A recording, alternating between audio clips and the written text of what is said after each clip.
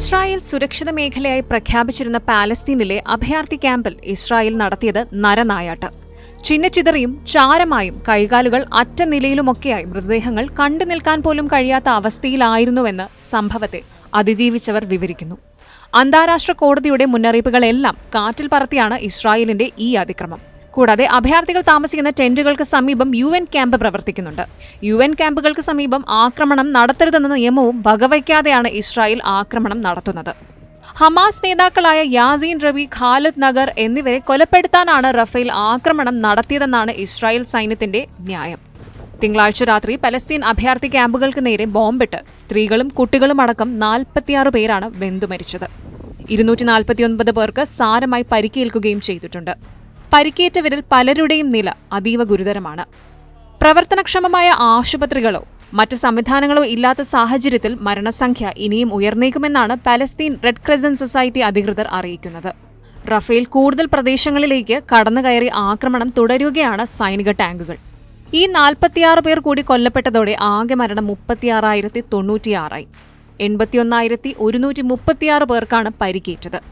Jabalia, Nuseirat, Gaza city എന്നിവിടങ്ങളിലെ അഭയാർത്ഥി ക്യാമ്പുകൾക്ക് നേരെയുണ്ടായ ആക്രമണങ്ങളിൽ 160 പേർ കൊല്ലപ്പെട്ടിരുന്നു. ഇതിന് പിന്നാലെയാണ് റഫേലെ സുരക്ഷിത മേഖലയെന്ന് കരുതിയിരുന്ന ക്യാമ്പിന് നേരെ ഈ ആക്രമണം ഉണ്ടായിരിക്കുന്നത്. ഇസ്രായേൽ സുരക്ഷിതമെന്ന് പറഞ്ഞിരുന്ന മേഖലയിലായിരുന്നു ക്യാമ്പ് സ്ഥിതി ചെയ്തിരുന്നത്. ഹമാസിലെ 2 അംഗങ്ങൾ ക്യാമ്പിലുണ്ടെന്ന വിവരം ലഭിച്ചതിനെ തുടർന്നാണ് തങ്ങൾ ആക്രമണം നടത്തിയതെന്നാണ് ഇസ്രായേലിന്റെ പ്രതികരണം.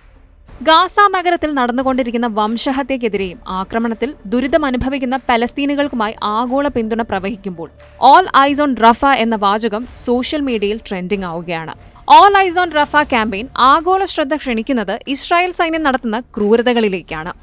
ഇസ്രായേൽ നരഹത്യ തുടരുന്നതിനിടെ പലസ്തീൻ ജനതയ്ക്ക് ഐക്യദാർഢ്യവുമായി ലോകമെമ്പാടുമുള്ള കോടിക്കണക്കിന് ആളുകൾ ഓൾ ഐസ് ഓൺ റഫ എന്ന ഹാഷ്ടാഗ് ഉപയോഗിച്ച് പിന്തുണാ സന്ദേശങ്ങൾ ഇതിനോടകം പങ്കിട്ടു കഴിഞ്ഞു.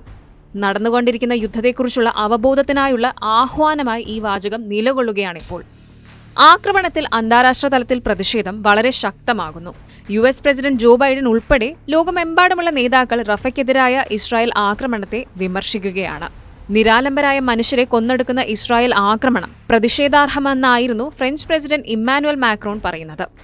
ആക്രമണം അവസാനിപ്പിക്കാനും റഫേൽ ഒരിടത്തും പലസ്തീനികൾ സുരക്ഷിതരല്ല എന്നും അന്താരാഷ്ട്ര നിയമങ്ങൾ പാലിച്ച് അടിയന്തരമായി വെടിനിർത്തണമെന്നും മാക്രോൺ വ്യക്തമാക്കി.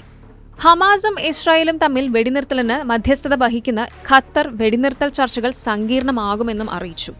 മാനുഷിക അന്താരാഷ്ട്ര നിയമത്തിന്റെ നഗ്നവും ഏറ്റവും പുതിയതുമായ ലംഘനമാണിതെന്ന് ഈജിപ്ത് വിദേശകാര്യമന്ത്രിയും ഇത് യുദ്ധ കുറ്റകൃത്യമാണെന്ന് ജോർദാൻ വിദേശകാര്യമന്ത്രിയും കൂട്ടിച്ചേർത്തു.